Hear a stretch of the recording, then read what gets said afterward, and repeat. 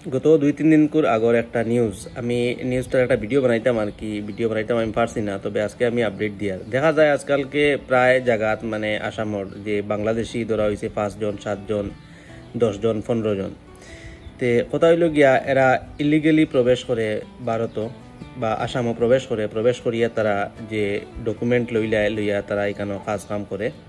তে মুখ্যমন্ত্রী এটা কইছেন যে এরকম যে পুলিশে প্রত্যেক দিন যে ধরে যে আসামের বিভিন্ন জায়গায়, তে এটা মানে সঠিক না যে মানে তারা সব মানুষের ধরিলায়। অনেক মানুষ এখনো হয়তো আর কি ছুটিয়া যাইতে কি পারে গিয়া তারা ইলিগেলি আসামও থাকতে পারে।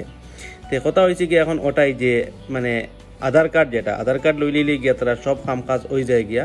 তে বর্তমানে আসামের মুখ্যমন্ত্রী হেমন্ত বিশ্ব শর্মা একটা ক্যাবিনেটের সিদ্ধান্ত লইছেন যে প্রাপ্তবয়স্ক মানুষ প্রাপ্তবয়স্ক বলতে যারা বয়স 18 বছর হয়ে গেছে গিয়া, এরকম মানুষের যদি আধার কার্ড লাগে যদি অ্যাপ্লাই করে আর কি, এই নিয়মটা লাগু হয়েছে না হইতে পারে আর কি। মানে এটা ক্যাবিনেটও আর কি মাত কথা চলে যে প্রাপ্তবয়স্ক মানুষ তারারে আধার কার্ড মানে দেওয়া যেটা আর কি এটা বন্ধ করা হোক মানে এর লাগিয়ে যাতে আর কি এই জিনিসটা একটু কন্ট্রোলও আয়। তে এটাও না যে মানে একদম বন্ধ করা হয়ে যাইব গিয়া, মানে এখনো কিছু জায়গা আছে যেমন চা বাগিচা যেসব জায়গা আছে এইসব জায়গাত কিছু মানুষে হয়তো জেনুইন মানুষ তারা হয়তো আধার কার্ড এখনো পর্যন্ত বানাইছেন না। তো এরকম যদি কোনো মানুষ বাইরেও আয় তে তারে মানে জেলার উপায়ুক্ত যে ডিসি তানোর আন্ডারে আর কি, মানে তানোর আন্ডারে মানে এটার অ্যাপ্রুভাল হইব কি তার আধার কার্ড হইতো বা না হইতো, যেটা হোক থানোর আন্ডারে হইব। এখন দেখা যায় যে কোনো আধার কেন্দ্র গিয়া যে কোনো মানুষের আধার কার্ড অ্যাপ্লাই করে আধার কার্ড বানাইতে পারে। তো এইটা হইতো না, এটা জেলার উপায়ুক্ত জেলার ডিসি তানোর মানে নেতৃত্বে মানে এটা ডিসাইড হইব। যদি জেনুইন কেউ হয় তে নিশ্চয় পাইব। আর এখন বর্তমানে যে মানে এই নিয়ম অনুযায়ী আর কি যারা শিশু আছে যে নতুন জন্ম লইব তারা আধার কার্ড পাইব, আর প্রাপ্তবয়স্ক মানুষ তারা আধার কার্ড পাইতো না। যদি জেনুইন হয় তাহলে যেটা আমি নিয়ম কইছি ও নিয়মে হে গিয়া এটা পাইব।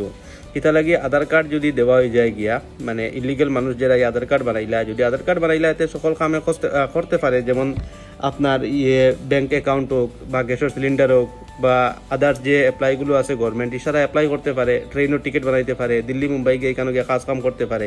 তো বোঝা যায় না যে খে লিগেল আর খে ইলিগেল। তো ওটা যদি একটু কন্ট্রোল হয় তাহলে ও যে মানে বাইরের দেশ থেকে যারা যেমন বাংলাদেশ থেকে যারা তারার উপরে একটু কন্ট্রোল করা যেতে পারে। এর লাগিয়ে এটা একটা ক্যাবিনেটের সিদ্ধান্ত নেওয়া হয়েছে। এছাড়া আরেকটা জিনিস কোয়া হয়েছে কেন যে জন্মর প্রমাণপত্র যেটা ব্যাক ডেটে নেওয়া হয়, ব্যাক ডেটে বলতে আর কি এটা ইলিগেল না, এটাও লিগেল নেওয়া হয়। যেমন দেখুন আজকে একজনের বয়স যদি 16 বছর হয়, হে হয়তো কোনো কারণে ওই সময় হে জন্ম প্রমাণপত্র যেটা এটা বানাইছে না, আজকে হে অ্যাপ্লাই করে, যেমন আজ থেকে 16 বছর আগর হে জন্ম সার্টিফিকেট বাইর করতো, তে এটা মানে পাওয়া যায়। তো এখন সরকারের কথা হইলো যদি এরকম কেউ যদি জেনুইন থাকে আর যদি ব্যাক ডেটর যদি অনেকদিন পুরানা ব্যাক ডেটর যদি জন্ম সার্টিফিকেট নিতে চায় তাহলে এখানেও জেলা উপায়ুক্ত যে জেলার ডিসি যে তানোর আন্ডারে হইব তাই এটার অ্যাপ্রুভাল দিবা আর কি, এরকম এই নিয়মটা হইব। তো ও জিনিসটা আর কি নিউজটা আইছে এখানে, ও নিউজটা আমি দিবার লাগে আজকে এখানে আইছি কিতা লাগে এটা একটা বড় খবর যে জেনুইন মানুষ যদি কেউ থাকে তারা এটা লাগি মানে অ্যাপ্লাই ওরকম করতে হইব। আর এটা যদি নিয়ম যদি পারিত হয়ে যায় গিয়া তাহলে যে ইলিগেল যারা আয় তারা একটু কন্ট্রোল হইব, এটা আর কি মুখ্যমন্ত্রী কইছেন।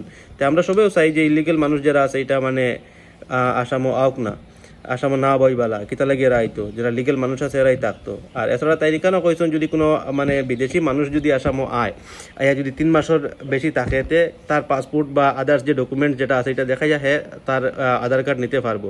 কিন্তু ইলিগেলি যারা আর কি এরারে আধার কার্ড যাতে বন্ধ করা হয় এর লাগিয়ে নিয়মটা এখানেও মানে আনার একটা সিদ্ধান্ত লওয়া হয়। দেখি কিতা হয়, যদি এই বিষয়ে কোনো আপডেট থাকে আমি আপনার ভিতরে নিশ্চয়ই আপডেটটা দিব। এখন পর্যন্ত এতটুকু আপডেট পাইছি আর এটা আমি আপনার ভিতরে জানাইলাম। ধন্যবাদ।